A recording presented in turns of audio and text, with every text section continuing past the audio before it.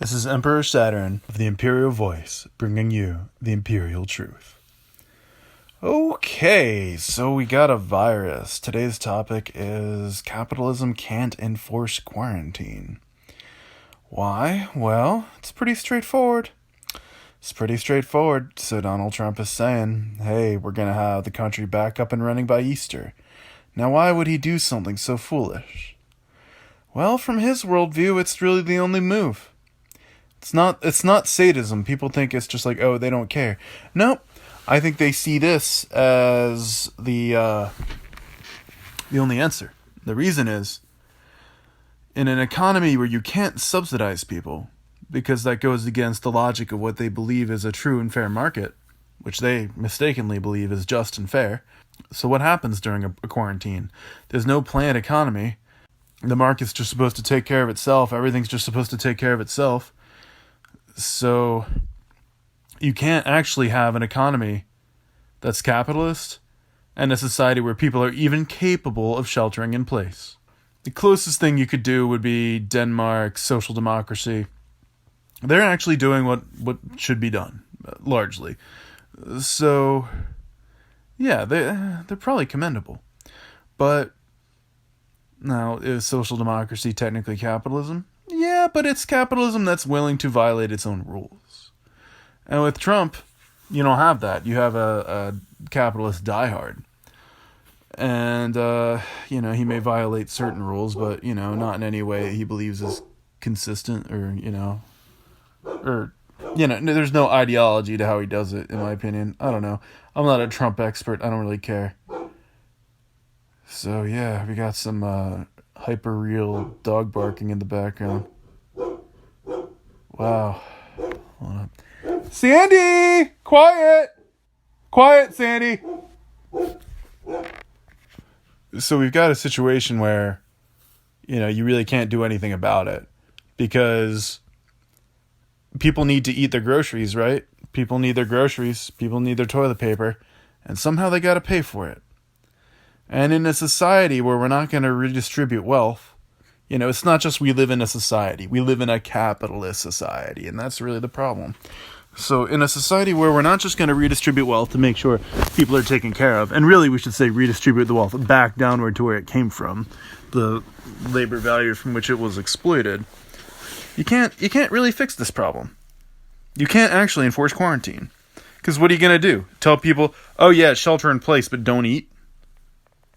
Well, maybe they could have food if we were redistributing wealth, but the only option open to them right now is to go to work. So how's that going to work?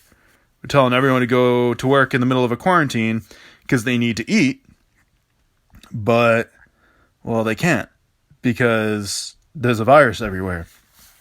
So some people may just lose their minds and stay home in the contradiction of not having any resources But eventually, until that redistribution happens, until people start getting those checks, not just one, on the regular, till that happens, things are going to go wild because people will go back to work. What else can they do?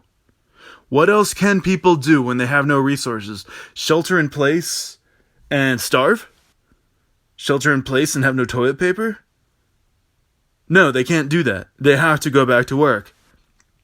And I think everyone's going to have a zombie sleepwalk through it, where we'll just tell ourselves it's okay, and we'll only realize the catastrophe of the situation, or at least be forced to reckon with it, once vast amounts of people are coughing their lungs out. So we're at the point of no return here, because the virus is going to, like there's no hope of nipping this in the bud. It's not just pandemic, it's going to be a plague, a big one. And, because they can't question capitalism. And you may think, oh, okay, but the Democrats can soften it, right? Yeah, but they can't really. What are we going to do? Wait till November to stop the plague? Wait till we try to get Trump out? And honestly, that means waiting till January, because even if Trump loses the election, he's in office till January. So this is why I'm building a revolutionary government over the internet. What choice do we have? And I used to think this was completely ridiculous, but my parallel government theory has evolved. As many parallel governments began from assemblies called forth by the old ruling class, for example, in the French Revolution, a revolutionary government formed as the National Assembly, but really it started out as the Third Estate called by the king.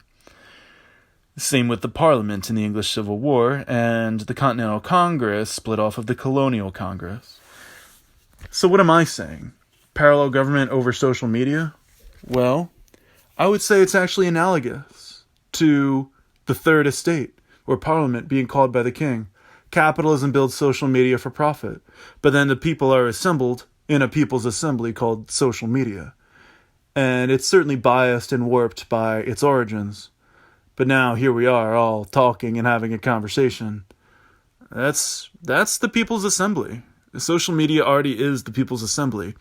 And so what happened in other revolutions is people took an assembly created by the old ruling class and just hijacked it because they were brought together and they could talk and they could say, we want something new.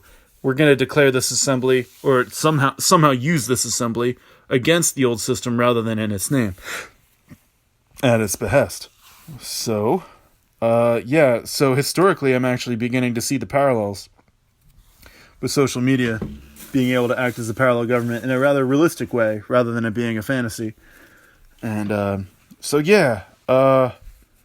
don't think the workers are going to immediately rise up and form workers' councils. I don't think in America they have a concept of what that even is. I don't think it's the spontaneous action of the class that leads everything. I think leaders lead. They shouldn't substitute, but they should perhaps represent and lead. So I'm in favor of just immediate revolutionary provisional government over social media as honestly the only serious measure I can think of in response to this crisis now, because we're stuck in like a nightmare loop where, well, we want to enforce quarantine, but we can't because we live in capitalism, and not just capitalism, but like a very vicious form like Trump capitalism, and they're not going to redistribute wealth, and people are going to be stuck in their houses being told to shelter in place, but then what can people do? The shelter in place forever without food? They won't. They'll go back out to find food, and that means they'll go back out to find work. It's easy to live in denial of the virus until you have it. It's just like, oh, it's just a virus, it doesn't matter. But it's not really like the flu. It's more like pneumonia. It's more like a continuous liquid secretion in your lungs, forcing you to dry heave and cough continually to a very extreme point. Doctors think it's a terrifying nightmare, not just a flu. So I'm not happy with this. I think society is failing as a whole. And every recording you make in this historic moment sort of feels like some desperate last recording that's going to be like maybe some day later analyzed by the alien archaeologists or something. It's like, oh wow, the tragic lessons we learned from this species called humanity. I'm hoping for a silver lining where this epidemic forces people in general and also governments to think more seriously about planned economics and to think more seriously about a planned economic relationship with our environment. We only have 10 years till climate irreversibility. I'm hoping this is the moment that snaps people out of their sleepwalk and makes them realize that we have to function together as a society. We can't just freewheel it and let it be everyone for themselves, which is what it is right now. You know, you think of things like World War II. There was a horrifying crisis. Nazis were rampaging, and society banded together. We did some rationing. You know, it was a very state-led effort.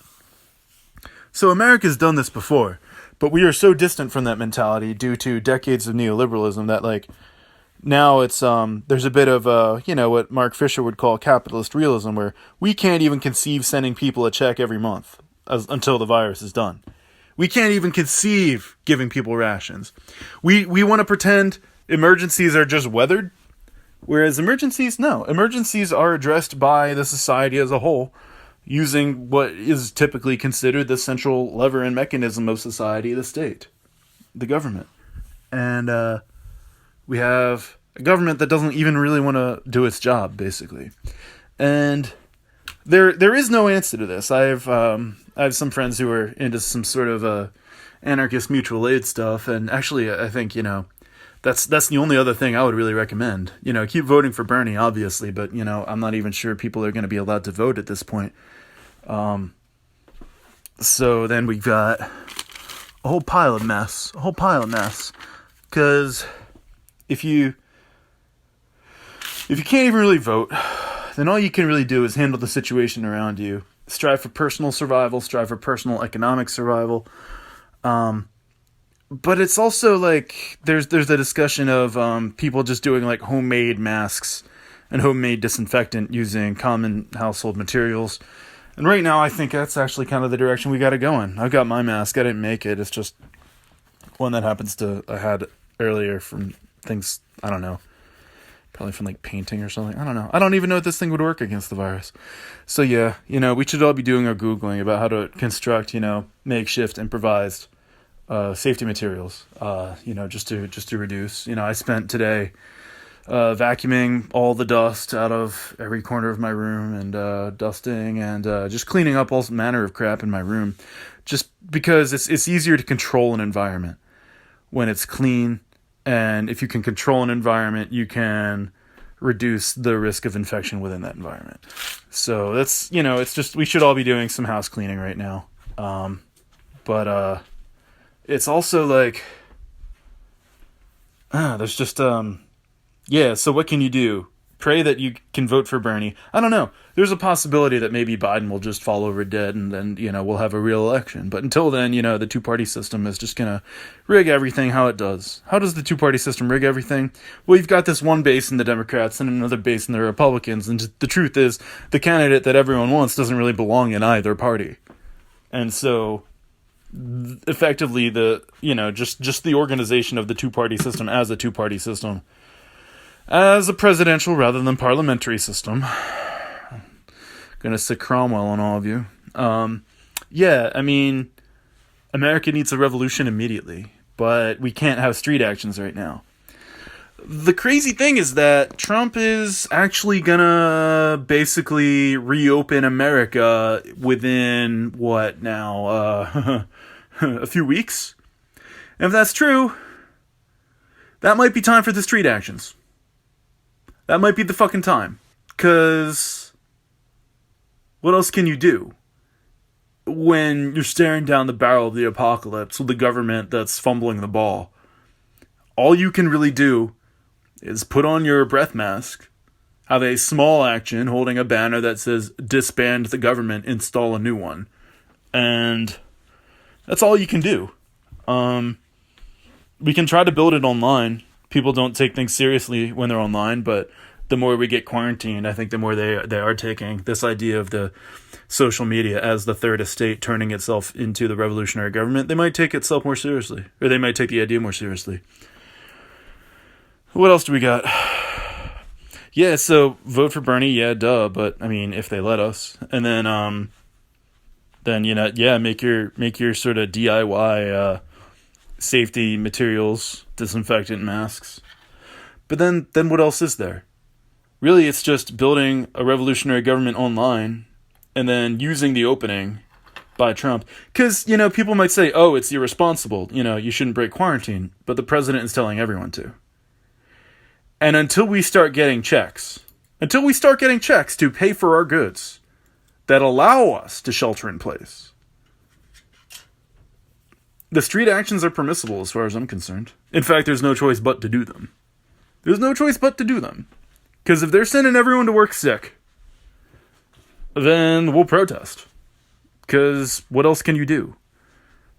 Because, they're already putting the entire American population at risk simply by bringing everyone to work sick. So if they're going to make us go to work sick, we're going to have our public assembly.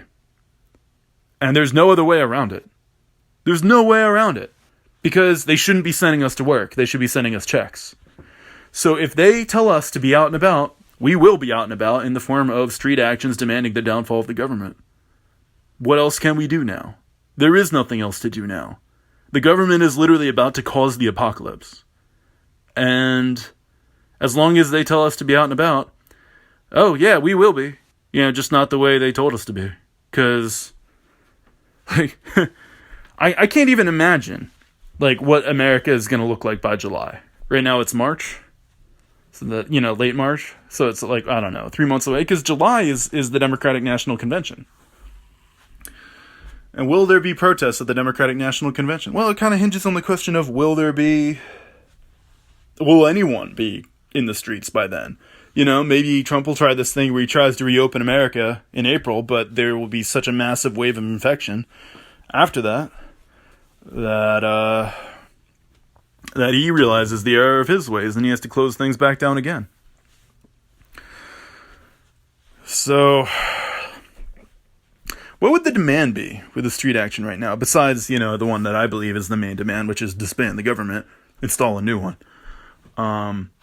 So obviously that is front and center. If you had to make a secondary demand, I mean, obviously the economy needs help, so nationalize Wall Street. But then, how do you demand? I guess you have to, the only way to enforce, you can't just have a banner that says enforce quarantine. I guess you can, but how are we going to do it unless people are getting paid?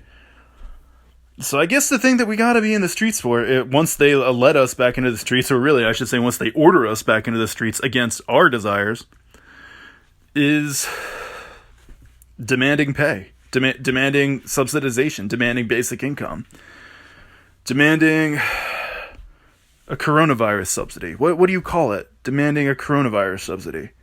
I don't know if there's a better phrase for it than that, but I hope I think of one. I hope someone thinks of one. I hope a relief package. Let's call it a relief package. Let's call it emergency relief or something. Yeah, let's call it sustained relief. Like, instead of just one, we got to make it monthly. And this is getting hung up in Congress. And they try to make political football out of it. They try to say, oh, it's the Democrats' fault. They're blocking the relief package. But, that came out to be BS. It wasn't really the Democrats blocking the relief package. It was more the Democrats demanding a sustainable relief package that's monthly as opposed to the, giant corporate bailout / single month check payoff that the Republicans are offering. And what's sad is our hands are kind of tied. Like, if you can't even have a street action, how can you influence the process? Not very much. Sorry, I don't have that virus. I just ate something. So yeah, it's just like, so that's why we're at the point of having to declare revolutionary provisional government online. But I think it should be a dialectic back and forth between the two, where you're building online using the digital third estate. At this, but that's a French Revolution reference for those who aren't following that. You build online using the digital third estate, and you don't just, you actually build specific institutions, specific groups, or what I've been doing is I've been entering the meme groups and asking them to declare themselves revolutionary provisional governments based on democratic socialism. And they are overwhelmingly voting yes to do so. And it seems like a joke, it seems silly, but when I propose laws to them, then they're like, we're actually having actual votes. And we're keeping track, and these things as, measures to be implemented upon our installation into power. And, you may have heard from other episodes that I've said that the way you install yourself into power is just simply street actions which grow. A small group can have small actions, and under an unpopular government, they balloon very quickly. And oh boy, ours is unpopular right now. Especially Congress, hovering at the 20% zone. So then what do you do? Well, yeah, so it's a dialectic back and forth between the street actions and building the parallel government, which I say just keep building the parallel government online, because it doesn't require people to contaminate each other or ourselves. And in terms of street actions, I think it's got to be small actions to start the revolution. A few people with masks and a radical banner or protest sign and chants demanding the disbandment of the government, demanding the disbandment of Congress, demanding the removal of the president. And not just one of those things. Like, gotta, like, we can't pretend that Congress isn't the problem. That, oh, Trump is bad. Yeah, Trump is a problem, but the problem is he's got a whole party in Congress doing the same thing as him. And they're preventing the quarantine, which is necessary, from being enforced. And so we can't really, tiptoe around it anymore. A system of democracy, which includes capitalism, ends up being not democratic because it ends up being materially unequal. And then you end up with situations like this, where an emergency strikes, and instead of society banding together through state coordination, you have a free-for-all where people are just expected to shelter in place without being able to eat, without having money for groceries. And then what happens? Then the system chokes on itself and says, well, we can't even have people shelter in place. Guess we got to send them back to work. And then what happens? Massive plague breaks out. Another stricter quarantine. Or I don't know, maybe Trump will just see how many people he can let die. So yeah, we need a quarantine enforcement now. But the only way... You can't enforce quarantine by telling people to stay home. Even if the government was very strict. If you try to enforce a quarantine without giving people a way to eat while under quarantine, they're eventually just going to wander back outside and either turn Mad Max and start stealing from each other or going back to work. Therefore, capitalism cannot enforce quarantine by simply trying to enforce it using police. The only way anyone can enforce quarantine is subsidizing the people while you tell them to shelter in place. There is no other way to enforce quarantine than, a sustained relief package. That's the only way to enforce quarantine, and Trump capitalism isn't going to do that. Might the Democrats? Sure, but are the Democrats in power right now? No. And can we even have an election to put them in power? Actually, no. So, I mean, what, Biden? I don't know. This, what a dreary picture. A guy disappears, wanders off. Is he even conscious anymore? I don't know. Are any of us? I mean, the one thing we really got to be careful of is our own psychological degeneration under the crisis conditions. And that means, just sometimes you might need to get away from things and just get some time alone to yourself, just to talk to yourself, some self-therapy, and just to sort of get yourself back right, able to sort of navigate tasks. And, I mean, capitalism was already in a really nightmarish situation before this broke out. People were having a work speed up, working more for less and harder for less, and, bills going unpaid and people's budgets collapsing. And now that situation, all the things that were wrong before the virus are still wrong and intensified by the virus. So, as much as there's a temptation to try to avoid politics during the virus, and honestly, I feel that temptation myself very greatly. I'm busying myself in daily tasks, survival routines, just to take my mind off the continuous horror. But you can't actually avoid the politics of the virus because society is a thing. Like you can't tell people to shelter in place without feeding them. And then apparently feeding them, is political and ideological because we've been, just turned brain dead by decades of neoliberalism to the point where, actually giving people a sustained relief check per month is a controversial issue instead of obvious executive order from day one of this happening. We're at the point where we're just dealing with this archaic ideology that it actually just has to be removed through a Gene Sharp nonviolent Arab Spring style revolution. We can't vote this out. I'm very skeptical about putting our hopes in Biden. Maybe that's something we can do. He doesn't pull as well against Trump as Bernie does. And I don't mean the primaries, I mean the generals. But here we are. Bernie's actually coming out with a good relief package in terms of his proposed legislation. Honestly, not that much different from Pelosi's in terms of the dollar amount per month. But as far as I know, anyway.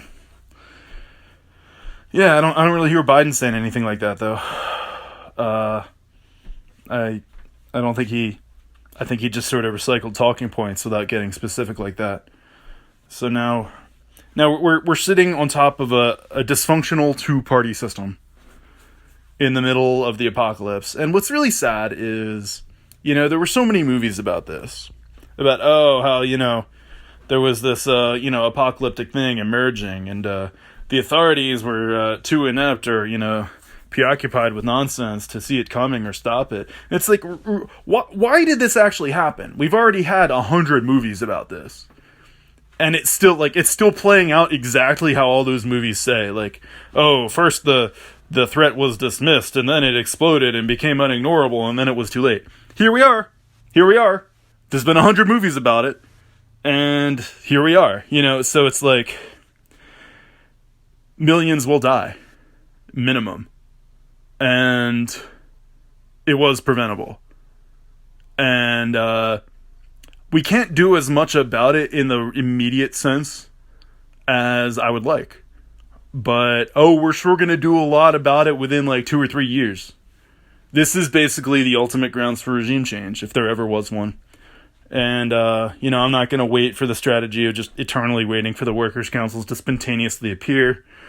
I'm not going to go full tank and use it as an opportunity for revolutionary dictatorship. I say we need a socialist representative legislature. Democratic socialist representative democracy. This is really the only option at this point. Exclude capital and its representatives and the supporters of that ideology from the legislature. Or else the plutocrats retake control every time. So I hope I've illustrated to you the vicious cycle that is leading Trump to his current logic. He's not just an ideologue, though he is.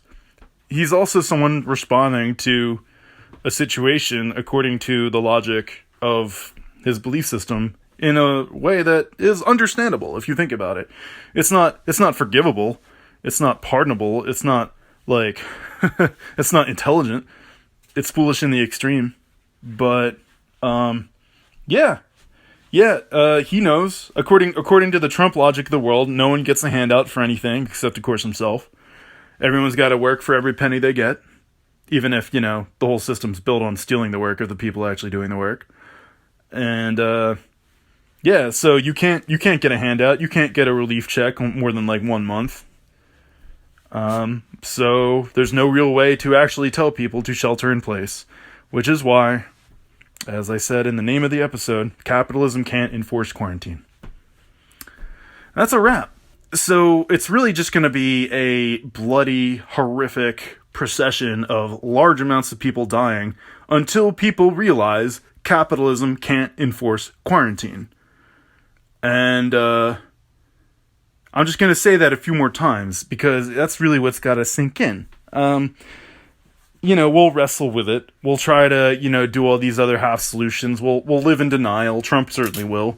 We'll say, oh no, you just gotta tough through it. We'll just have to, and then they're gonna realize why flattening the curve was so important. It's not just to reduce the total amount of deaths, by having better treatment on the spot for people, better prevention. It's literally the idea of flattening the curve and stretching out the duration of the quarantine is totally about just having enough hospital capacity for all the people who are sick. If you can stretch this thing out, the hospitals won't get overflooded. But if you just sort of throw your hands up in the air and say, oh, fuck it, everyone's going to get it, just let it rage, the hospitals will be so inundated that there is no hope of helping the people. And there might be some people who sort of take a cynical view of this. Just say, oh, you just got to let it happen, but that's a choice. We don't actually have to just let it happen. It's our system that's making it happen this way. It's as political as it can be. It is literally the most political thing that has ever happened.